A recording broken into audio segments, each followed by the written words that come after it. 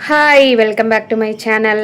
இந்த வீடியோ எதுக்குன்னா, நைட்டு நான் இப்போ தாங்க ஷாப்பை க்ளோஸ் பண்ணிவிட்டு சாப்பிட்டுட்டு, இப்போ மணி எத்தனை தெரியுமா? மணி வந்து நைட்டு 10:23 நைட்டு. நாங்கள் வீட்டுக்கு வர்றது காலையில் வேலைக்கு போகிறது, கடைக்கு போகிறது, நைட்டு இந்த டைமுக்கு வர்றது. இது எதுக்கு சொன்னேன்னா, டைமிங்கை நம்மளை மதித்து யூடியூப்பில் கமெண்ட் பண்ணுறாங்களே, அவங்களுக்கு வந்து நெகட்டிவாகவே இருந்தாலும் நம்ம ரிப்ளை பண்ணுவோம். ஏன்னா நம்மளை மதித்து நம்மளுக்கு ஒரு அவங்களோட வேல்யூவான டைமை, எனக்கு டைமோட வேல்யூ தெரியும். ஏன்னா நாங்கள் வந்து எப்படி ஒரு வீட்டில் கூட 5 நிமிஷம் இருக்க முடியாத அளவுக்கு ஓடி ஓடி வேலை பார்த்து உழைச்சி வீட்டுக்கு வந்து தூங்க கூட நேரம் இல்லாமல், அதனால் டைமோட வேல்யூ எனக்கு தெரியும். ஸோ சரி, நம்மளுக்காண்டி டைம் ஸ்பெண்ட் பண்ணி கமெண்ட் பண்ணுறாங்களே, அது நெகட்டிவாகவே இருந்தாலும் நம்ம அவங்களுக்கு பதில் கொடுக்கணும் அப்படின்னு மதித்து என்னோடய டைமை வேஸ்ட் பண்ணி நான் வந்து, அதாவது நல்ல கமெண்ட்ஸ்க்கு பதில் கொடுக்குறது எல்லாமே வந்து வேஸ்ட் கிடையாது, டைம் வேஸ்ட் கிடையாது. நெகட்டிவ் கமெண்ட்ஸுக்கு தான் நான் சொல்கிறேன். சரி பதில் கொடுப்போமேனு கொடுத்தா, ஒரு லேடி வந்து நான் அதை வந்து ரிப்போர்ட் கொடுத்துட்டு இது பண்ணிட்டேன், பிளாக் ஆகிடுச்சுன்னு நினைக்கேன். ஒரு 1 வீக்காகவே அவங்கள மதித்து நான் பதில் கொடுக்குறேன்னு திரும்ப திரும்ப திமிர்லேயே பேசுதுங்க. ஒரு நிமிஷம் நான் வந்து திட்டுறதுக்கு எவ்வளோ நேரம் ஆகும் சொல்லுங்கள்? அப்போ அவங்களுக்கு நம்மளுக்கு என்ன வித்தியாசம் இருக்குது? ஒரு நிமிஷம் நான் வந்து என்ன வேணால் திட்டிகிட்டு போயிடலாம். அவங்க பேரை சொல்லி, அவங்க அந்த ஊரை சொல்லி, அவங்க ஒரு நிமிஷம் ஆகுமா சொல்லுங்கள்? ஐடிக்குள்ளவே பார்த்தா அவங்க எந்த ஊர், என்ன அது, லொக்கேஷன் எல்லாத்தையுமே எடுத்துடலாம். இப்போ இப்படி சொல்லி எப்படின்னு சொல்லி திட்டுறதுக்கு எவ்வளோ நேரம்? அது நம்மளுக்கு தேவையில்லாத வேலை. இருக்கிற வேலையில் இதெல்லாம் தேவையில்லாத வேலை. அவங்க வந்து உங்கள் லிப்ஸு கருப்பாக இருக்குன்னு சொன்னாங்க. நான் வந்து அவங்களுக்கு மெனக்கிட்டு இருந்து டைப் பண்ணி பேராகிராஃபாக அனுப்பின பார்த்துக்கோங்க. எனக்கு டைம் இல்லை சிஸ்டர், நைட்டு போடுவேன், சில நாள் போடுவேன் லிப் க்ரீமு, சில நாள் போட மாட்டேன், போட டைம் இருக்காது, விட்டுருவேன்னு சொல்லி சொன்னதுக்கு நீங்கள் எப்படி போடுவீங்க? ஊருக்கு தானே உபதேசம். அந்த லேடி நம்மக்கிட்ட ஒன்றுமே வாங்கின கிடையாது. வாங்க முடியலையேங்கிற வைத்தறிச்சலில் பொறாமையில் இப்படிலாம் பேசுதா? இல்லை கெட்ட எண்ணம், அடுத்தவங்க ஒருத்தங்க நல்லா இருக்கிறவங்கள பார்த்து இப்போ வயிறு எரியும்ல, அந்த வைத்தறிச்சலில் பேசுதான்னு எனக்கு சத்தியமாக தெரியல. நீங்கள் எப்படி போடுவீங்க? ஏன்னா நீங்கள் சேஃபாக இருக்கணும்ல. ஏம்மா நான் போடாமையாம்மா இவ்வளோ நான் இது பண்ணிகிட்டு இருக்கேன், க்ரீம் போட்டு சோப் போட்டு எல்லா ப்ராடக்ட்டும் ஃபஸ்ட்டு நான் போட்டு என்னை சுற்றி இருக்கிறவங்க போட்டு அதுக்கப்புறம் தான் கஸ்டமருக்கே நான் கொண்டு வரேன். அறிவு இருக்கிறவங்க வந்து இப்படிலாம் சரி நம்ம கோவப்பட்டு பேச வேண்டாம் பேசான்னு பார்த்தா நம்மளை கோவப்படுத்துதுங்க. உண்மையிலே நீங்கள் இவ்வளோ வைத்தறிச்சலோட வன்மத்தோடு இருக்கிறவங்க, நாங்கள் நல்ல எண்ணத்தோடு இருக்கிறேன், எங்களே வாழ்க்கை காலச்சக்கரம் எல்லாம் போட்டு புரட்டி எடுக்குது. இவ்வளோ கெட்ட எண்ணத்தோட, கேடுகெட்ட கேவலமான எண்ணத்தோட நீங்கள்லாம் என்ன பாடுபட போகிறீங்களோ எனக்கு தெரியல சத்தியமாக. அதுவும் இல்லாமல் இப்போ வேணால் நீங்கள் நல்லா இருக்கிற மாதிரி இருக்கலாம், நல்லா இருக்கிற ஆணவத்தில் ஆடுறீங்களா இருக்கலாம். இப்போ வந்து நீங்கள் ஏதோ நல்லா இருப்பீங்க, அந்த ஆணவத்தில் யூடியூப்பில் பார்க்குற எல்லாருக்கும் பேட் கமெண்ட் பண்ணிவிட்டு, அடுத்தவங்க பார்த்து வைத்தறிச்சலில் பொறாமையில் பொங்கிக்கிட்டு, என்கிட்ட இருக்கிற ப்ராடக்ட்டை உங்களுக்கு வாங்க முடியலைன்னு வைத்தறிச்சலா, இல்லை நான் ஒரு பொண்ணாக இருந்து உழைச்சி நல்லா இருக்கிறேன்னு என்னைய பார்த்து பொறாமையா, அதில் பேட் கமெண்ட் பண்ணுறாங்களான்னு எனக்கு தெரியல. ஒருத்தங்க என்றைக்குமே வந்து உலகத்தில் நல்லது இருக்கும், கெட்டது இருக்கும். நல்லதை மட்டும் நம்ம எடுத்துக்கணும், பாசிட்டிவை மட்டும் எடுத்துக்கணும். அப்படி தான் நானும் பண்ணிகிட்ருக்கேன். இது வந்து எனக்கு சொல்லணும் அப்படின்னு தோணுச்சு. அதனால தான் நான் வந்து தப்பு பண்ணிட்டேன். என்னோடய வேல்யூபிளான டைமை வேஸ்ட் பண்ணி உங்களுக்கு ரிப்ளை கொடுத்தேன் பாரு, அதுதான் என்னோடய முட்டாள்தனமான இது. பதில் கொடுத்தா எப்படி போடுவேன்? நான் போடாமையா வந்து ப்ராடக்ட்டு நான் தான் ஃபஸ்ட் அதுக்கு டெஸ்ட்டே. என்னையை நான் போட்டு, என்னை சுற்றி இருக்கிறவங்க போட்டு, வீட்டால் போட்டு, ஃப்ரெண்ட்ஸ் போட்டு, அதுக்கப்புறம் தான் கஸ்டமருக்கே வரும். சரியா? எல்லாம் வாய்க்கு வந்தபடி தெரிஞ்ச மாதிரி பேசக்கூடாது. ஃபஸ்ட்டு நான் சொல்கிறேன், நீங்கள் யார்? உங்கள் மூஞ்சி எப்படி இருக்கும், நீங்கள் யார், உங்கள் பேர், ஊர் எதுவுமே எனக்கு தெரியாது. என்னையே தான் நீங்கள் வீடியோவில் பார்க்குறீங்க. எதுக்கு இவ்வளோ பொறாமல் கெட்டனோ என் மேலே? உங்கள் சோத்தில் நானும் கேட்குறேன். என்ன மாதிரி நிறைய யூடியூபர்ஸ் இன்ஸ்டாகிராமில் நல்ல பேர்ட் வீடியோக்கெலாம் போய் கமெண்ட் பண்ணால் கூட பிரச்சனை இல்லை. நல்ல வீடியோ போடுறவங்களாம் போய் பேட் கமெண்ட் பண்ணுறீங்களே. நான் கேட்குறேன், நாங்களாம் வந்து உங்கள் சோத்தில் மண்ணள்ளி போட்டோமா? திங்கிற சோத்தில்? இல்லைனா உங்கள் சொத்தை வந்து உங்களை ஏமாற்றி அபகரிச்சுக்கிட்டோமா? இல்லை உங்கள் ஃபேமிலியை அபகரிச்சுக்கிட்டோமா? இல்லை என்ன பண்ணோம் நான் கேட்குறேன். நாங்கள் சோஷியல் மீடியாவில் ஏதோ எங்களுக்கு தெரிஞ்சதை நாங்கள் வீடியோ போடுறோம். நான் யூஸ்ஃபுல்லாக தான் போட்டுட்ருக்கேன். போடுறேன். எதுக்கு உங்களுக்கு பிடிச்சா பாருங்கள், பிடிக்கலன்னா தள்ளி விட்டு போக வேண்டியதானே? லட்சக்கணக்கான கோடிக்கணக்கான வீடியோ இருக்குது சோஷியல் மீடியாவில். பிடிச்சா பார்க்கணும், இல்லைனா போயிட்டே இருக்கணும் அவாய்ட் பண்ணிவிட்டு. அதை விட்டு கமெண்ட் போடுற அளவுக்கு உங்களுக்கு என்ன திமுரு ஆணவத்தில் ஆடுறீங்க நீங்களாம்? உங்களெல்லாம் ஆண்டவன் எத்தனை பாவம், நல்லவங்களுக்குலாம் எவ்வளவோ சோதனைகள் கஷ்டங்கள் வருது. உங்களெல்லாம் ஏன் ஆண்டவன் விட்டு வச்சுருக்காருன்னு எனக்கு சத்தியமாக புரியலை. உங்களெல்லாம் ஆட விட்டு பார்க்குறாரு ஆண்டவன்.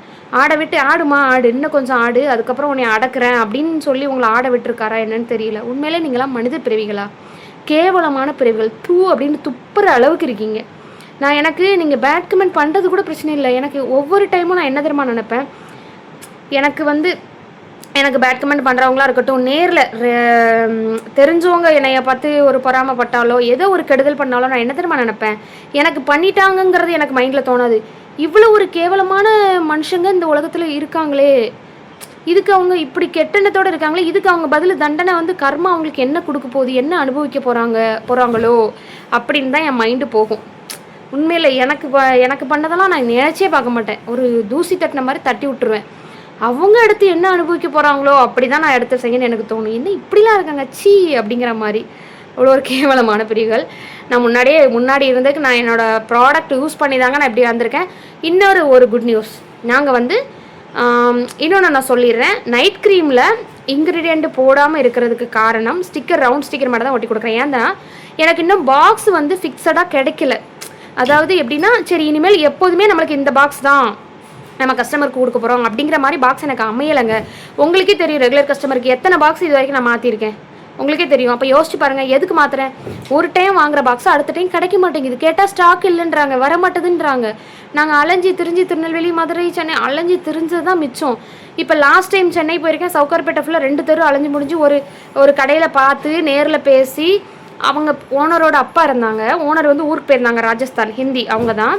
அப்போ வந்து அவங்க காலில் தந்தாங்க, பேசி 200 அட்வான்ஸ் கொடுத்துட்டு வந்தேன். சாம்பிள் பாக்ஸ் எல்லாம் எனக்கு பிடிச்சிருந்துச்சி. செலக்ட் பண்ணி வாங்கிட்டு எனக்கு வந்து அவங்க சொன்னாங்க, நான் வந்தோடனே அனுப்புகிறேன் மேடம் உங்களுக்கு அப்படின்னாங்க. 200 அட்வான்ஸ் கொடுத்துட்டு நான் ஸ்டிக்கர் அடிக்க கொடுக்குறேன், நீங்கள் வந்தோடனே எனக்கு அனுப்பிச்சி விட்ருங்க மறக்காமல், எனக்கு பாக்ஸ் ரொம்ப பிடிச்சிருக்கு, நான் இதை பர்மனெண்ட் ஆக்கிக்கிறேன் அப்படின்னு சொல்லிட்டு வாங்கிட்டு வந்து ஸ்டிக்கர் அடிக்க கொடுத்துருக்கேன். எத்தனை மொத்தம் 6 9 இது டப்பா, சரியா?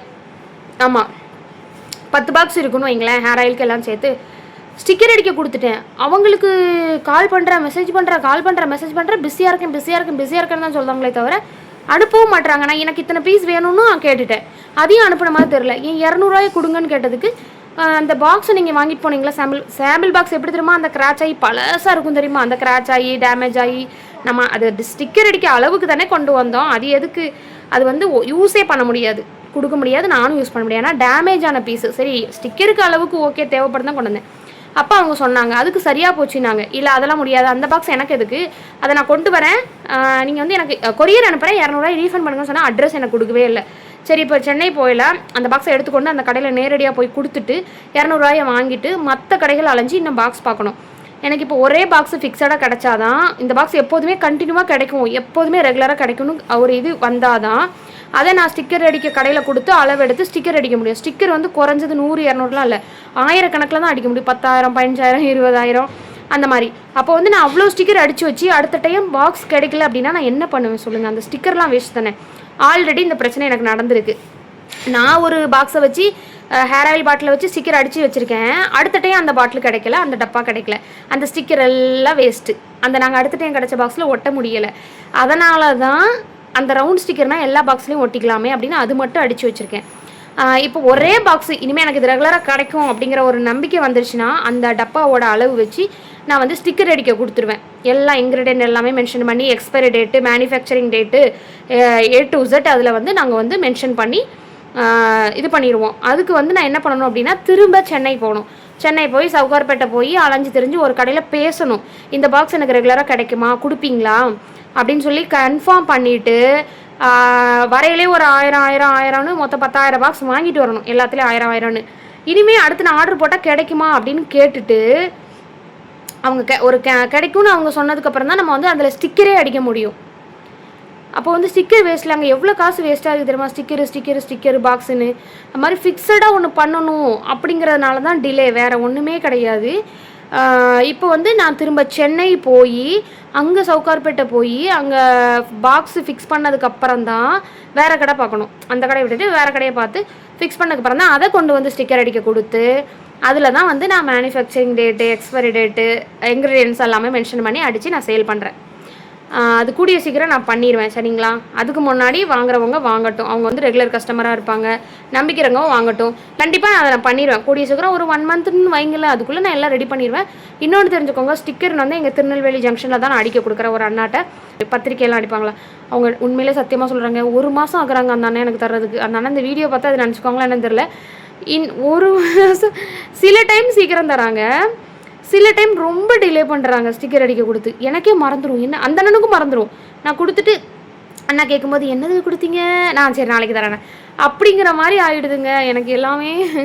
அதனால தான் பிரச்சனை, இவ்வளோ பிரச்சனையை வச்சுட்டு என்னால் முடியல, அதனால தான் டிலே ஆகுது, வேறு ஒன்றுமே இல்லை. நான் ஃபஸ்ட்டு பாக்ஸை ஃபிக்ஸ் பண்ணிக்கிறேன், அதுக்கப்புறம் உங்களுக்கு நான் அதை நீங்கள் எதிர்பார்க்குற மாதிரி பர்ஃபெக்டாக பண்ணிடுறேன். பண்ணணும்னு ஆசை தாங்க. நான் ஃபஸ்ட்டில் ஸ்டார்டிங்லேயே யூடியூப் வீடியோவில் கேட்டேன், இந்த மாதிரி இருக்குது, அதுக்கு முன்னாடி நீங்கள் வாங்கிக்கிறீங்களா, ஸ்டிக்கர் இல்லாத பிரச்சனை இல்லையான்னு கேட்டு, ஸ்டிக்கர் முக்கியம் இல்லை, பாக்ஸ் முக்கியம் இல்லை, எனக்கு உங்களை மேலே நம்பிக்கை இருக்குது, உங்களை பற்றி தெரியும் சிஸ்டர், நீங்கள் எனக்கு க்ரீம் மட்டும் கொடுங்கன்னு என்னோட பழைய வீடியோவில் ஸ்டார்டிங் வீடியோவில் நான் சொல்லி என்னோடய கஸ்டமர் சொன்னதுனால தான் நான் அப்படியே கொடுத்தேன். நான் கேட்டேன், எல்லாமே ஒப்பீனியன் கேட்டு தான் நான் பண்ணுறேன். இப்படி தான் பாக்ஸு, இந்த ஸ்டிக்கர் இது பண்ணலை அது பண்ணலை, ஓகேவா எங்களுக்கு ஸ்டிக்கர் மேட்டர் இல்லை, பாக்ஸ் மேட்டர் இல்லை, உங்களை பற்றி எங்களுக்கு தெரியும், நம்பிக்கை இருக்குது, க்ரீம் மட்டும் கொடுங்கன்னு சொல்லி கேட்டதுனால தான் நான் அப்படி கொடுக்க ஆரம்பித்தேன். எனக்கு ஒவ்வொரு சஜஷனும் நான் கேட்டு சப்ஸ்கிரைபர்ஸ்கிட்ட கேட்டு என்னோட கஸ்டமர்கிட்ட கேட்டு தாங்க நான் பண்ணுறேன். கூடிய சீக்கிரமே அதையும் நான் பண்ணிடுவேன். நான் இன்னொன்று தெரிஞ்சுக்கோங்க, நீங்கள் கெமிக்கல் ஆடடாக எதுன்னு யோசிக்கிறீங்க, பயப்படுறீங்க. நான் என்ன திரும்ப திரும்ப சொல்கிறேன்னா, கெமிக்கலாக இருந்தால் நான் போட மாட்டேன், என்னோடய ஃபேமிலி ஃப்ரெண்ட்ஸ்க்கு கொடுக்க மாட்டேன், அப்புறம் கஸ்டமருக்கும் நான் கொடுக்க மாட்டேன். இவ்வளோ பப்ளிக்காக சோசியல் மீடியாவில் செல் பண்ணிகிட்ருக்கேன், எப்படிங்க அப்படி பண்ணுவாங்க சொல்லுங்கள்? அதுவும் நான் எல்லாமே ப்ராப்பராக இருக்குன்னு நினைக்கிறவா, என்னை சுற்றி இருக்கிறவங்களே என் பக்கத்தில் இருக்கிறவங்களே ப்ராப்பராக இருக்குன்னு நினைக்கிறவா, நான் இருக்க மாட்டேனா? அதான் சொல்லிட்டேனே, பாக்ஸு அப்புறம் ஸ்டிக்கர் எல்லாம் ப்ராப்பராக ரெடி பண்ணிடுவேன் கூடிய சீக்கிரம். அதுக்கு முன்னாடி என்னை பற்றி தெரிஞ்சவங்க, ப்ராடக்ட் பற்றி தெரிஞ்சவங்க வாங்கட்டும், டவுட் இருக்கவங்க கொஞ்சம் வெயிட்டிங்கில் இருங்க, அது எல்லாம் ரெடி பண்ணி நான் கண்டிப்பாக வீடியோ போடுவேன், அப்போ பார்த்துட்டு நீங்கள் வாங்கிக்கலாம். நான் இப்போ எதுக்கு வீடியோ ஸ்டார்ட் பண்ணேன்னா, நான் ஃபேஸ் வாஷ் இப்போ தான் வந்திருக்கேன். நான் இப்போ ஐலைனர் போட்டிருக்கேன், லிப்ஸ்டிக் போட்டிருக்கேன், வேறு எதுவுமே போடல. ஃபஸ்ட்டு நான் டோனர் போட்டிருக்கேன், அப்புறம் அதுக்கு மேலே சீரம் போட்டிருக்கேன், அப்புறம் மாய்ஸ்சரைசர் போட்டிருக்கேன், அப்புறம் பவுடர் போட்டேன், ஐப்ரோ ஃபில் பண்ணேன், ஐலைனர் போட்டேன், மஸ்காரா போட்டேன், லிப்ஸ்டிக் போட்டிருக்கேன், வேறு எதுவும் போடலை. இந்த க்ளோ தெரியுதா உங்களுக்கு நைட் க்ரீம்னால்? இவ்வளோத்தையும் நான் இப்போ ரிமூவ் பண்ணிவிட்டு ஃபேஸ் வாஷ் பண்ணிவிட்டு நைட் க்ரீம் நான் அப்ளை பண்ண போகிறேன். ஏன்னா அந்த லேடி சொல்லிச்சுல்ல, நீங்கள் எப்படி போடுவீங்க, நீங்கள் சேஃபாக தானே இருப்பீங்க அப்படின்னு. நான் போடாமையாமல் நாங்கள் எப்படி இருக்கோம், என் ஹஸ்பண்ட்லாம் பார்த்தீங்கன்னா உண்மையிலே எனக்கே போகாமல் இருக்கும், அவ்வளோ ஷைனாக அவ்வளோ க்ளோவாக. அவங்க எப்படி இருந்தாங்க தெரியுமா, கருப்பாக இருந்தாங்க, இப்போ ஒரு ப்ரைட்டாக கலராக இங்கெல்லாம் அப்படி ஷைனிங் பார்க்கும்போது எப்படி நான் பார்ப்பேன், அம்மா என்னம்மா கலர். நான் சொல்லுவேன், இனிமேல் நீங்கள் க்ரீம் போடக்கூடாது, ஓவராக என்னையோட ஓவராக கலர் ஆகிட்டீங்க, போதும் அப்படின்றவேன். அந்த மாதிரி ரொம்ப ஓவராக அந்த மாதிரி சொல்கிற அளவுக்கு ஆயிருக்கு. எங்கள் ஊர்லேயே நிறைய பேர் வாங்கி போடுறாங்க, என்னம்மா நீங்கள் இப்படி பண்ணுறீங்களேம்மா அப்படிங்கிற மாதிரி இருக்குது. நம்மளோட ஃப்யூச்சரை எது தீர்மானிக்கும் தெரியுமா, நம்மளோட எண்ணமும் சொல்லும் செயலும் தான்.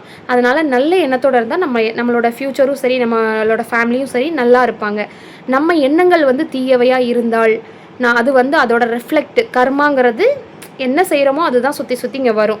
அது எண்ணமாக இருந்தாலும் சரி, சொல்லாக இருந்தாலும் சரி, செயலாக இருந்தாலும் சரி, அது நீங்கள் பண்ணுறது திரும்ப உங்களையும் பாதிக்கும், உங்களோட வம்சாவளிகள், உங்களோட ஃபேமிலியும் பாதிக்கும். ஸோ நல்ல எண்ணத்தோட நல்ல மாதிரி இருங்க, அதுதான் உங்களுக்கு நல்லது.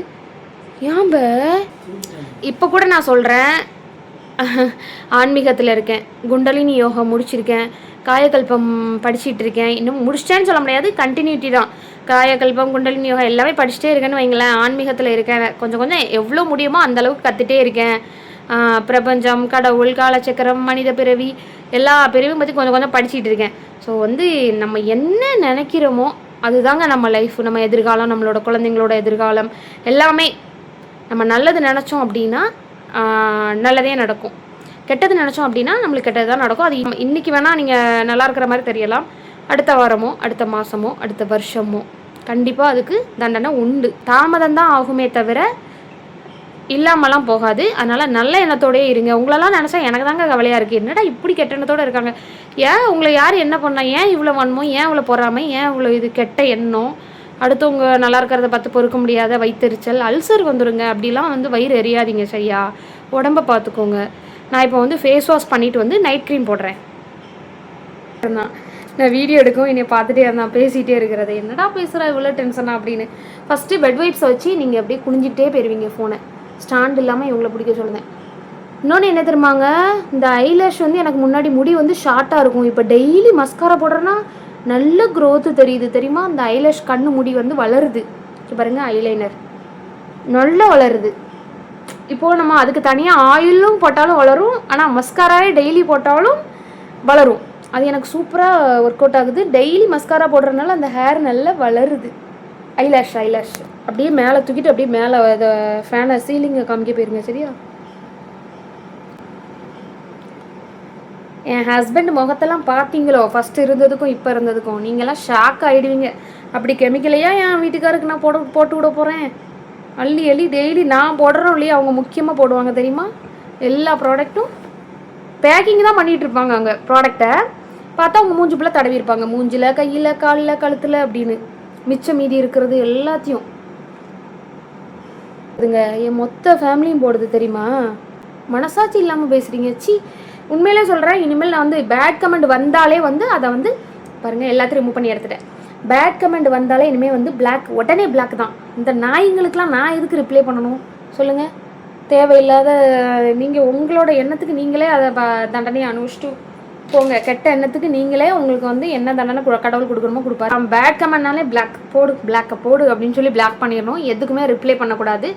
என்கிட்ட வந்து உண்மையிலே சொல்கிறேன், என் கஸ்டமர்லாம் நிறைய அவங்களுக்கு டவுட்ஸ் இருக்கலாம். என்கிட்ட பேசுகிறதுக்கு சிஸ்டர் எப்போ பேசுவீங்க, எப்போ ஃப்ரீயாக இருப்பீங்கன்னு நிறைய பேர் கேட்டுட்ருக்காங்க. அவங்கக்கிட்ட பேசினா எனக்கு வந்து ஒரு பிரயோஜனம், புண்ணியம். அவங்க வந்து என்கிட்ட பேசணும்னு நினைக்கிறாங்க. நான் அவங்களுக்கு டவுட்டை கிளியர் பண்ணுறது எனக்கு புண்ணிய காரியம். அதை நான் பண்ணிட்டு போகிறேன். பேட் கமெண்ட்டுக்கு ரிப்ளை பண்ணுற எதுக்கு நான் டைம் வேஸ்ட் பண்ணணும். என்கிட்ட பேசணும், என்கிட்ட டவுட் கேட்டு கிளியர் பண்ணணும்னு நினைக்கிறவங்கள்ட்ட பேசினா தான் புண்ணியம். அதை தான் இனிமேல் பண்ணணும். இனிமேல் பேட் கமெண்ட்டுக்கு ரிப்ளை நான் பண்ண மாட்டேன். நான் போய் ஃபஸ்ட்டு மூஞ்சை கிளென்ஸ் பண்ணிட்டு வந்துடுறேன். இப்போ என்ன பண்ணுவேன் அப்படின்னா, ஃபஸ்ட்டு நிறைய பேருக்கு டவுட் இருக்குது, சோப் யூஸ் பண்ணணுமா, கிளென்சிங் மில்க் யூஸ் பண்ணணுமா, ஃபேஸ் வாஷ் யூஸ் பண்ணணுமா அப்படின்ற மாதிரி. இப்போ நான் என்ன பண்ணுவேன்னா, ஃபஸ்ட்டு ஃபேஸ் வாஷும் யூஸ் பண்ணலாம், கிளென்சிங் மில்க்கும் யூஸ் பண்ணலாம். ஃபஸ்ட்டு நான் சோப் வச்சு நல்லா கழுவிட்டு திரும்ப cleansing milk, Opal cleansing milk வச்சு திரும்ப நான் கழுவி வாஷ் பண்ணிவிட்டு வந்து தொடச்சிட்டு க்ரீம் போட போகிறேன். ஆனால் ஃபஸ்ட்டு சோப் போட்டுருவேன். ஏன்னா காலையில் நான் குளிச்சுட்டு போய் மேக்கப் போட்டது இப்போ தான் ரிமூவ் பண்ணியிருக்கேன். நான் ஃபேஸ் வாஷ் பண்ணிவிட்டு வரேன். ரொம்ப கிராஸ் வச்சுருக்கீங்க கொஞ்சம். நீங்கள் வச்சுக்கிட்டே இப்படி இல்லை கையை தூக்கணும்னு அவசியம் இல்லை, கீழே வச்சு. இதுதான் பிங்கி சோப்பு சரியா. இதில் ஃப்ளேவர் வேறு வரும், கலர் வேறு வருமே தவிர எல்லாமே ஒன்று தான். பிங்கி சோப்பு தான் நான் போடுறேன் சரியா. நான் வச்சுக்கிறேன். ஏன் காமிச்சோம்னா,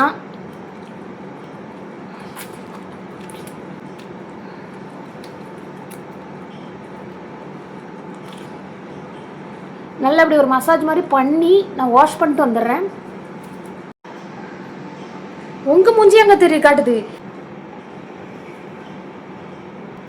இப்போ பாருங்க, சோப்பு போட்டு தான் வாஷ் பண்ணிட்டு வந்தேன். எப்படி ஒரு பிரைட்னஸ் இருக்குது பாருங்க.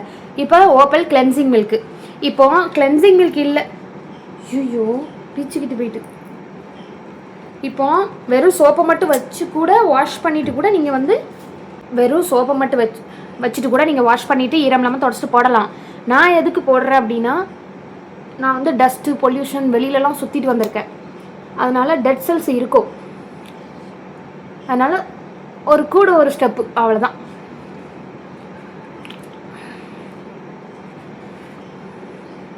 இது வந்து ஸ்கின்னுக்கு தேவையான மாய்ஸ்சரைசரும் கொடுத்துரும்.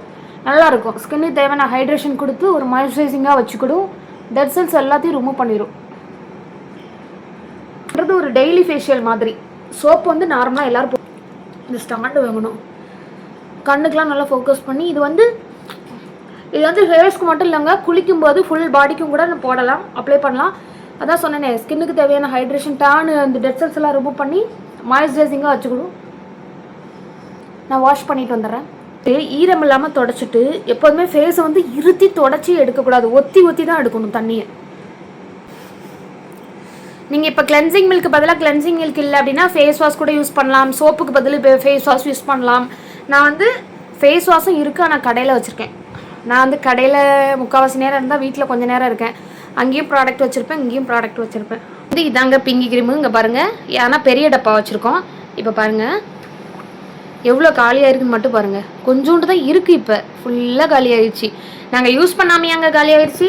அந்த லேடிக்கு என்ன தெரியுமா, சரி பேட் கமெண்டாக இருந்தாலும் நம்ம நல்லா ரிப்ளை பண்ணணும் வைங்களேன். சரி இப்படி இவங்களுக்கு போய் பேட் கமெண்ட் பண்ணிட்டோமேனு, சரி அப்போமாவது மனசை திருந்துவாங்க, நம்மளை மதித்து ரிப்ளை பண்ணுறாங்களே அப்படின்னு திருந்துவாங்கன்னு பார்த்தா, நம்ம ரிப்ளை பண்ணால் தான் அவங்களுக்கு என்ன தெரியுமா, அப்படி தலையில் 2 கொம்பு முளைச்சிரும் போல். நம்மளுக்கு ரிப்ளை பண்ணிட்டாங்க, நம்மளையும் ஒரு ஆளை மதித்து ரிப்ளை பண்ணிட்டாங்கன்னு கூட கொஞ்சம் பேசுகிறது, தலைக்கணத்தில் ஆடுறது, ஆணவத்தில். உங்களை மதித்து மனுஷியாக மதித்து நான் ரிப்ளை கொடுத்துருக்கேன் அப்படின்னா அதுக்கு நீங்கள் வந்து ஒன்று நல்லவங்கன்னா என்ன பண்ணிப்பாங்க தெரியுமா, குச்ச உணர்ச்சியில் நம்ம இவ்வளோ கேவலமாக வந்து கெட்டெண்ணத்தோட மெசேஜ் பண்ணியும் அவங்க வந்து அதை ஒரு பெருசாக எடுத்துக்காமல் நல்லா ரிப்ளை கொடுக்குறாங்களே அப்படின்னு சொல்லி குச்ச உணர்ச்சியில் சில பேர் தப்பாக உணர்ந்துட்டு போயிடுவாங்க. ஆனால் அதையும் மீறி ஒருத்தவங்க வந்து பேட் கமெண்ட் பண்ணுறாங்க அப்படின்னா அதெல்லாம் மனுஷ ஜென்மமே இல்லை. அதுக்கப்புறம் என்ன சொல்ல வந்தேன், ஆமாம், இவங்களெல்லாம் மதித்து ரிப்ளை கொடுக்குறதுனால தானங்க அவங்க தலைக்கணத்தில் ஆடுறாங்க. ரிப்ளையே கொடுக்கக்கூடாது, மதிக்கவும் கூடாது. சீப்ப அப்படிங்கிற மாதிரி இது பண்ணிட்டு போயிடணும், பிளாக் பண்ணிட்டு போயிடணும். அது மாதிரி அது சொல்லுது, நான் வந்து ரெகுலராக யூஸ் பண்ண மாட்டேன், விட்டு விட்டு யூஸ் பண்ணுறதுனால தான் எனக்கு பிளாக்காக இருக்குன்னு சொன்னதுக்கு சொல்லுது. நான் எத்தனை வீடியோவில் யூஸ் பண்ணி வீடியோ போட்டிருக்கேன் தெரியுமா? ஒரு வீடியோ பார்த்துட்டு பெரிய இவங்க மாதிரி பேச வேண்டியது, எனக்கு தான் பேச தெரியும், வாய் இருக்குது அப்படின்னு. நீங்கள்லாம் எனக்கு இதுக்கு மேலே எனக்கும் பேச தெரியுங்க. நம்ம வந்து வேண்டாம். ஒரு ஆன்மீக பாதையில் போயிட்டு இருக்கும்போது நம்மளை சுற்றி எவ்வளோ தான் நெகட்டிவாக நடந்தாலும் நம்ம வந்து உணர்ச்சி வசப்படக்கூடாது, கோவப்படக்கூடாது, பொறுமையாக கையாளணும் அப்படின்னு சொல்லிட்டு தான். நாய் குலைக்குன்னு நம்மளும் சேர்ந்து குலைச்சா நம்மளும் நாய் ஆகிடுவோம். ஸோ நம்ம வந்து பேசாமல் இருக்கணும். எத்தனையோ வீடியோவில் என்னோடய ப்ராடக்ட் யூஸ் பண்ணி நான் வீடியோ போட்டிருக்கேன். லிப் க்ரீம் வந்து சத்தியமாக இப்போ லிப் க்ரீம் இல்லை. என் ஹஸ்பண்ட் சொன்னாங்க, நீ லிப் க்ரீம் யூஸ் பண்ணி இன்றைக்கி காமிச்சிரு வீடியோவில் அப்படி. ஆனால் லிப் க்ரீம் இல்லை, கடையில் இருக்குது. நாளைக்கு நான் எடுத்துகிட்டு வரேன், சரியா? நாளைக்கு எடுத்துகிட்டு வந்து நாளைக்கு வீடியோவில் நான் லிப் க்ரீம் போட்டு காமிப்பேன். அது மாதிரி கண்ணுக்கு மேலே எந்த க்ரீமுமே போடக்கூடாது. இந்த க்ரீம் கிடையாது, எங்கே வாங்கினாலும் சரி, எந்த க்ரீம் போட்டாலும் கண்ணுக்கு மேலே போடக்கூடாதுங்க. ஒரு லிமிட் இருக்குது. கண்ணுக்கு மேலே கருப்பாக இருக்கிறதுக்கு என்ன செய்யணும், போகிறது என்ன பண்ணோம் அப்படின்னா, சீக்கிரம் தூங்கணும், லேட் நைட்டு ஃபோன் பார்க்கக்கூடாது. ப்ளஸ் கண்ணுக்குனே தனியாக ப்ராடக்ட் இருக்குது, ரொம்ப சென்சிட்டிவ் ஏரியாஸ் இல்லையா, அதனால் கண்ணுக்குனே தனியாக இருக்குது. அதை வாங்கி வேணால் நீங்கள் போட்டுக்கலாமே தவிர அதையுமே சிலதெல்லாம் வந்து கண்ணுக்கு மேலெலாம் போடக்கூடாது. பார்த்தீங்களா, கம்ப்ளீட்டாக க்ரீம் போட்டேன். என்கிட்ட இருந்ததை என் ஃப்ரெண்டுக்கு பாதி, நான் முக்கால்வாசி காலியானதுக்கப்புறம் என் ஃப்ரெண்டு கேட்டாங்கன்னு கொடுத்துட்டேன். அதுலேருந்து கடையிலேருந்து எடுத்துகிட்டு வரணும்னு பார்த்தா கஸ்டமருக்கே இல்லாமல் நான் கேட்பேன், இன்றைக்கி கஸ்டமருக்கே இல்லை கொடுக்குறதுக்கு அப்படின்னு சொல்லும்போது, எப்படிங்க இல்லை கஸ்டமர் கொடுக்க வேண்டாம் எனக்கு கொடுங்கன்னு எப்படி வாங்கிட்டு வர முடியும்? அதனால் இப்போ இருக்குது கடையில். நான் நாளைக்கு ஒன்று தூக்கிட்டு வந்துடுவேன். தூக்கிட்டு வந்து நாளைக்கு நைட்டு போட்டு காமிப்பேன் உங்களுக்கு. ஓகே, இந்த வீடியோ உங்களுக்கு யூஸ்ஃபுல்லாக இருக்கும். நம்ம இப்படியே நான் தூங்கிடுவேன். ஹேர் கேர் வந்து கண்டிப்பாக ஒரு சிஸ்டர் கேட்டாங்க கமெண்ட்டில், அடுத்து நான் வீடியோ போடுறேன். இந்த மாதிரி பேட் கமெண்ட்டுக்கு ரிப்ளை பண்ணுறதுலாம் நிறைய டவுட்ஸ் கேட்டிருக்காங்க. டெய்லரிங்காக இருக்கட்டும், hair skin care, hair care product பற்றி. அதுக்கு நம்ம ரிப்ளை கொடுப்போம். நான் ஏன் ஒரு சில கமெண்ட்ஸ்க்கு ரிப்ளை கொடுக்காமல் வச்சுருக்கேன், எதுக்குன்னா அதில் வந்து கமெண்ட்டில் சொன்னால் புரியாது. என்னால் கமெண்ட்டில் எப்படி சொல்கிறதுன்னு எனக்கு தெரியலங்க. அவங்க கேட்ட கேள்விக்கு எப்படி கமெண்ட்டில் டைப் பண்ணி அவங்க டவுட்டை கிளியர் பண்ணுறதுன்னு தெரியல. அதனால் அதுக்கு ஒரு ஷார்ட் வீடியோ போட்டு கிளியர் பண்ணுவோம் அப்படின்னே அதில் பெண்டிங் வச்சுருக்கேன், ரிப்ளை பண்ணாமல் பெண்டிங் வச்சுருக்கேன். அதை நான் நாளைக்கு அவங்க தேவையான டவுட்ஸ் கேட்டிருக்காங்களே அதெல்லாம் நான் படித்து அவங்களுக்கு தனியாக ஷார்ட்ஸில் நான் கிளியர் பண்ணிடுவேன். இந்த வீடியோ யூஸ்ஃபுல்லாக இருக்குன்னு நம்புகிறேன். மறக்காமல் வீடியோ லைக் பண்ணிடுங்க, நம்ம சேனலை சப்ஸ்கிரைப் பண்ணிடுங்க, கமெண்ட் பண்ணுங்கள். நெக்ஸ்ட் வீடியோவில் பார்க்கலாம். Tata, see you.